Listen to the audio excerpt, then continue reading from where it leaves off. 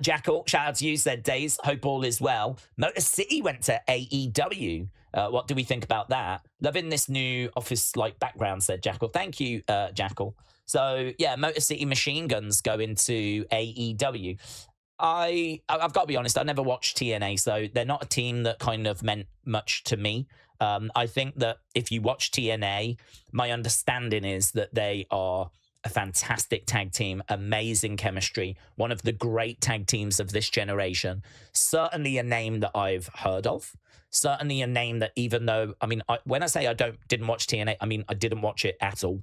Like, I caught bits in the early years, but in recent times, like the 2010s going into the 2020s, I mean, anything I've watched, I've done streams for, and it's been probably 3 shows, 4 shows. And a lot of that is due to the relationship with NXT and the crossover stuff, right?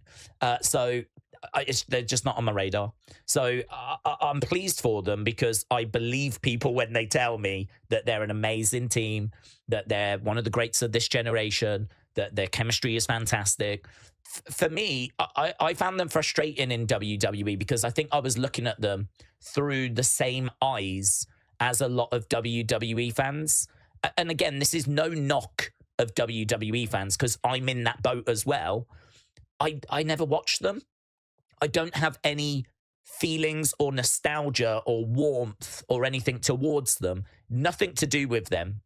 You could change them for 2 other people, but I just don't have any feelings towards them. So what WWE needed to do is they needed to really work on getting them over as people, and people that you should like.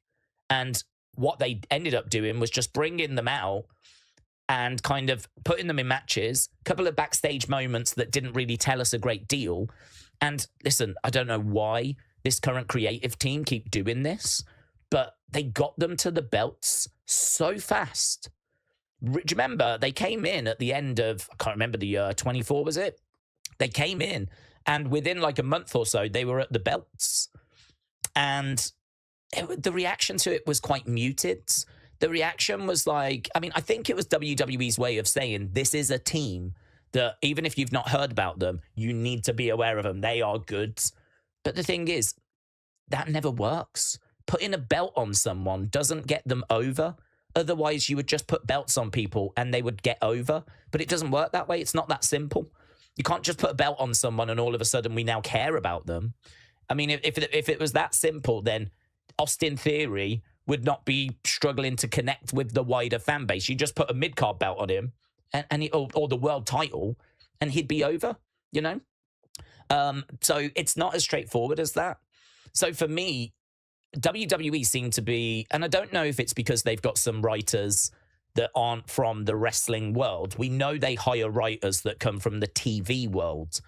But you would like to think that the wrestling heads, the wrestling minds that are in those creative rooms, you would like to think that they would be able to jump in and go, that doesn't really work. Because they've done it with Sol Ruka. They did it with Julia. They've done it with Stephanie. You know, there's a list, actually, of people now in recent years where they've come in and got them to a title very, very quickly. And I would make the argument that it doesn't achieve what they think it achieves. And I would say with Motor City, you're just sort of like, okay, you're clearly being shoved in my face. I'm clearly, you know, you're being shoved down my throat a little bit here. I'm being told that you're great. So now, you know, show me what you've got. And understandably, it's going to take them a moment to find their feet. You know, they're not going to get in there and just put on banger after banger after banger. So, you know, you start watching their matches and you're like, that was okay. I mean, it was fine. You know, I can't say it's anything that special.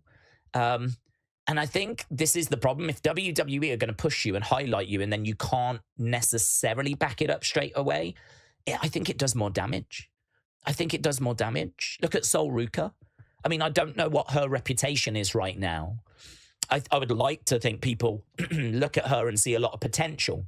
I do. But I think, you know, WWE have pushed her and pushed her quickly. And she was, you know, slipping up on moves, botching her finisher. She botched even a couple of moves in that match with Raquel the other day. And, you know, you're pushing this girl going, she's amazing. You need to pay attention to her, blah, blah, blah, blah, blah. Let her get her feet under the table first, would you? Right? Let her get her feet under the table. Let her get comfortable. Let her find some confidence. Let her find some momentum rather than just straight into the deep end, straight, because it's just not fair. It's just not fair. And I think they did the same thing with Motor City. I really do. I think they put the belt on them, spotlight on them, straight to them. They could have gone to NXT. They should have gone to NXT, even if just for a short period of time, just so that we can get used to them and all of this. So, listen, I think WWE did them wrong. I think the booking was wrong. I think as soon as then the fans they pushed them, the fans didn't really take to them, and then all of a sudden the push ends, and they just sort of don't have anything for them then. So, look, they ended up going. They're in AEW. I believe AEW will use them better. I can't talk about if they'll get pushed to titles too quickly and all that sort of stuff. I don't watch AEW. But I think that they're great performers. I think in AEW, they'll be able to shine and they'll be able to show what, you know, they can do, hopefully in a more comfortable environment, hopefully not pushed too quickly. I know they're not young, but, you know, just give them a little bit of time to get settled. Like, it doesn't need to be a month later they've got the belts. So, yeah, I mean, I think there's lots of great teams in AEW for them to work with. I think that the AEW fans are probably, I don't want to be disrespectful, but maybe a little bit more smarter fans than WWE fans. And what I mean by that is not IQ. I mean, a lot of those WWE fans, certainly in the early years, were people that loved New Japan. And, you know, they followed Kenny and the Bucks and all of that to this new company. Because don't forget, when AEW started, there wasn't an existing fan base of AEW fans.